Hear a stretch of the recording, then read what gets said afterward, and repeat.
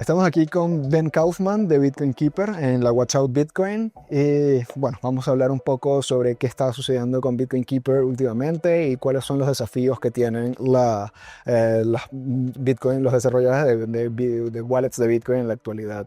Hello, Ben. How is it going? Yeah, great. Thanks. You've been enjoying the conference so far? Yeah, a lot. It's great. Okay.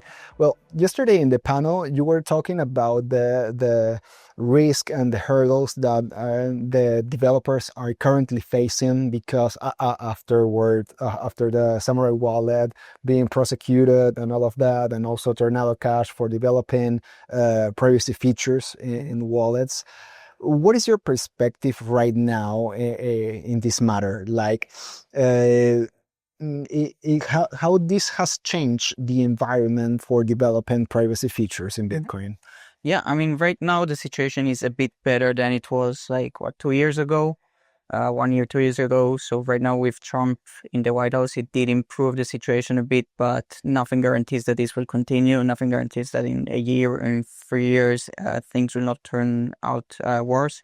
So it's kind of a big risk still. It just feels risky to be a developer for privacy tech right now.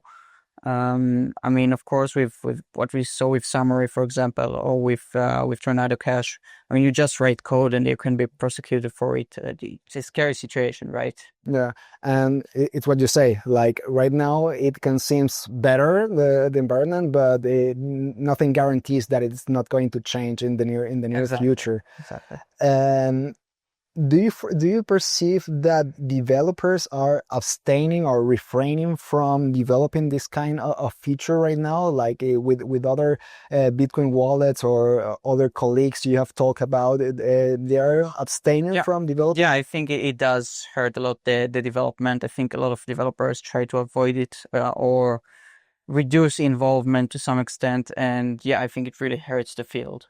Okay, and is there what can the users do in this environment to protect their privacy? Because if service providers aren't providing the tools for privacy tech, what can the user do to enhance their privacy? Yeah, I mean, there are always the tools are still out there, right? I mean, all these tools are still out there right now. So the users can still use them if they want, but it's instead of using them through like a company that is coordinating stuff or that is running something, they can self-run it, or there are people who run that anonymously. Again, this is not legal advice. You shouldn't do stuff that is illegal, right? But I mean, you can use a lot of this stuff because it's out there, right? The code doesn't disappear because they persecuted a developer or because the developer stopped working on it for some reason. It's still all out there. And is there any tech or tool that it's being developed right now that you perceive that it's uh, something in the middle ground between being dangerous to develop? I mean, I'm thinking about, for example, silent Yeah, payments. that's one thing I had in mind really, because silent payments, I mean, it's an improvement in general, right? In the UX, so you can claim that it's okay, but then they would claim, why not just use a single address? Because there's a lot of push on that. If you read, I think a few months ago, like there was some proposed regulation that you should only use a single address and just reuse that, which is common in other chains, but definitely not on Bitcoin, right? So, I mean, it's kind of a middle ground where it's not clear if it will be a problem in the future. So it seems super cool. Right now, it seems like it's okay to work on that, but nothing guarantees that it won't change. Yeah. Okay. And what about Bitcoin Keeper right now? What are you focused on developing right now? What new features are being developed on the wallet? I believe you're very focused in the inheritance product, but aside from that, or maybe inside of that, what are you working on? Sure. Yeah. So our main offering is more on the inheritance and long-term code storage, as you said. It's mostly what we do is, for example, the biggest feature I would say is the Miniscript support. So you can have keys that are activated at later times. So for example, I can give a key to my heir the air cannot use this key until a certain time. So if I'm okay, it's like a dead man switch, right? So if something happens to me, it will become activated and the air can access the funds. But before that, they cannot use this key for anything. So it kind of gives you a very nice solution for self-custody inheritance planning. And how does Miniscript exactly changes or this particular practice? Because we already could do that with regular multisig, didn't we? So you had multisig, right? But what you could do in multisig, you could give the heir your key, right? But if the heir is one key, it has the key already, like you cannot limit the way they use that. So if you give it just one key, now, of course, they cannot access the funds. Like if it's a 2 or 3, let's say, they cannot still access the funds. But if something happens they still cannot access the funds, right? So, I mean, you need a way to give them the funds, but the access to the funds, but not until it's needed, right? So this is where Miniscript comes in handy. It lets you use certain, it's called time locks, let's say time limits on using a key. Right, so let's say I set a key, I add a key to my multisig where I say, okay, this key cannot be used right now. It can only be used in 3 years if I don't delay it any further, right?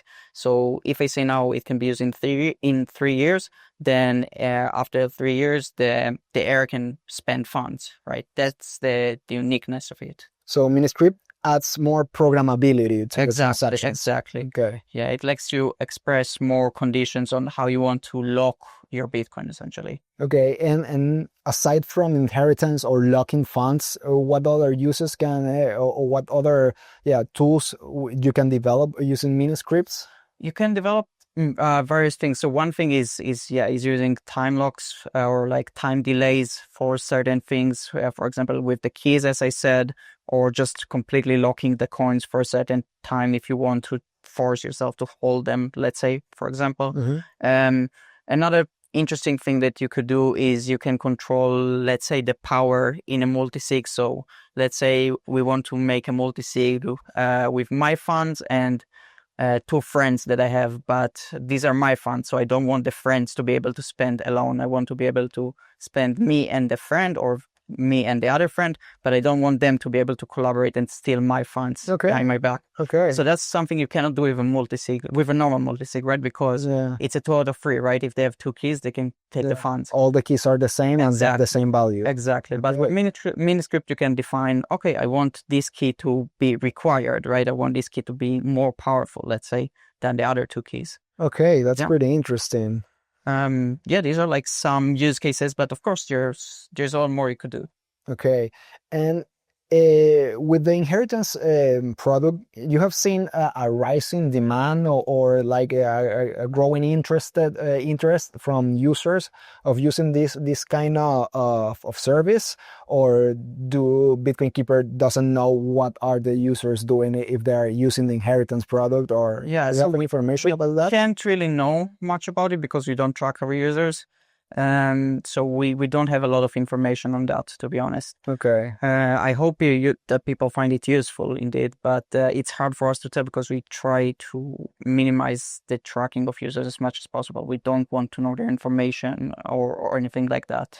And what do you think are the risks for a user of locking funds in an inheritance way or in a Miniscript multisig kind of way? Like, are there some risk for the users of losing funds or something like that? There shouldn't be any bigger risk than using a normal multisig compared to Miniscript, right? If you're writing it yourself, then of course, but we don't let the users write their own Miniscript, right? We don't let them users play developers. We just have this ready-made scripts which are well tested, which we know that work, and I mean the user can just use that.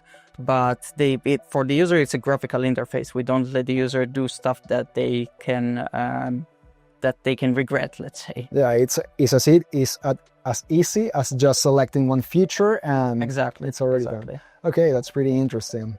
Well, thank you for your time, Evan. Sure, happy.